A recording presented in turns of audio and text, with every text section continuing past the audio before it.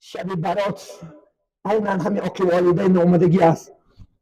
شبی برات مکسش همین که از ظالمان فردا شب می شود بتونیم زنده داریم، طاعت کنیم، عبادت کنیم، از خدا گناه های گذشتگی هم نپرسیم.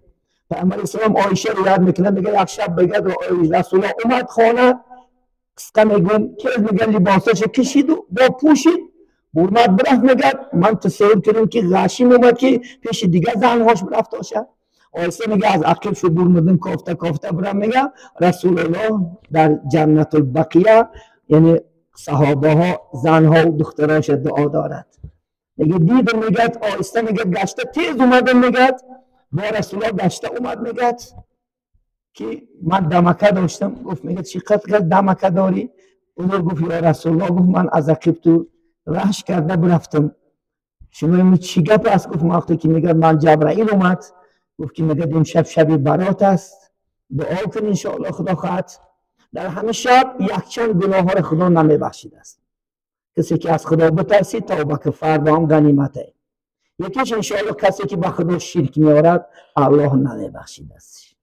کسی که نسبت برادران مؤمن ها مسلمان ها خصومت داشته باشد برادرم خدا نمیبخشید است. کسی که عرق خور باشد از ظالمان عرق خور هم خدا نمیبخشد. مدمن الخمر میگن اینا، کسی که عرق میخورد ان شاء الله از ظالمان توبه که فردا وقت غنیمت است ان شاء الله خدا خواهد. یکی دیگرش عاق والدین بود از ظالمان. کسی که از پدر مادرش عاق شده باشد امید فردا شب نک خدا خواهد. بیمال خوره فوتبال تبین سری آلتا خدا خواهد زن که چاکر خوره هم هیچ فایدهش نیست. این چیزا را الله خدا خواهد نمیبخشیده اگر توبه نکنن. ان شاء الله خدا خواهد از ظالمان توبه کن. ما ان شاء الله از ظالمان ما عذاب طاقت الهی نداریم. همون خدا خواهد ان شاء الله.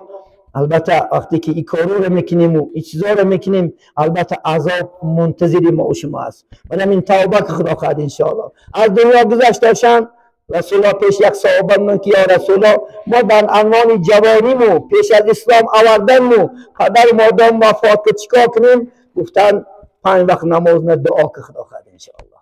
گذشتهشان دعا کنه خدا خواهد. دعا نکنی آق نشیده. چون که خدا خواهد غذای مردگان فقط دعا هست. غذای زنده چی است؟ آشنون است. ان شاء الله خدا خواهد گذشتهشان در حق شد دعا که پروردگارا گاه ها دونستیم گاه ها نتونستیم گاه ها داد شو گفتیم گاه ها خدا خواهد آزار شو دادیم ما را ببخش. برای سری خاکش آبی دیده که ان شاء الله خدا خواهد شاید الله خدا خواهد ببخشد.